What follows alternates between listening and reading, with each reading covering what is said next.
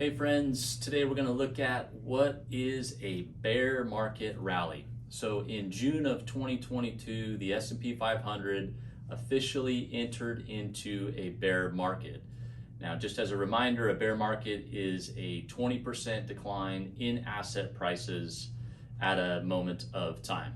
All right, so since 1928, there have been 26 bear markets. The average decline about 35.5%. And the average length of days 289 days. So does this mean that once you go into a bear market it's just going to keep declining each and every day? Well, I know it may feel that way, but that is not the case. Occasionally we have these relief rallies, or what's referred to as a bear market rally. So just remember also, for every 26 bear markets there's been 27 bull markets that have also taken place. So every bear has ended. So a bear market rally is basically in the midst of an overall, market decline of 20% or more.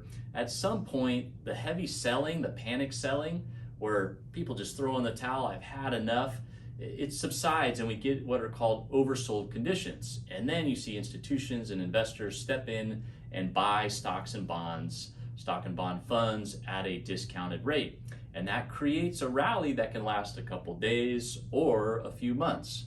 So I want to look at a recent example. Okay, so November 19th, 2021 until May 11th, 2022, the NASDAQ composite, which is another index, declined 29%. Okay, but in the middle of March of this year, 2022, when it had gone down 22%, the NASDAQ staged a 2-week rally of 16%. So in just 2 weeks, the NASDAQ went up 16%. So again, while we're in the scope of this overall decline, you see this sort of short-term rally that took place.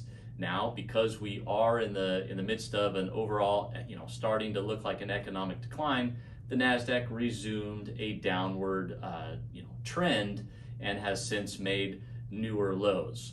So, in the midst of these bear markets, you should see some rallies. I suspect in the coming months, we may continue to see a few of these while we wait for inflation data to improve and interest rates to peak and eventually start coming down. But the good news is eventually we should start a new bull market where we have very robust gains that far outweigh any decline in the bear market.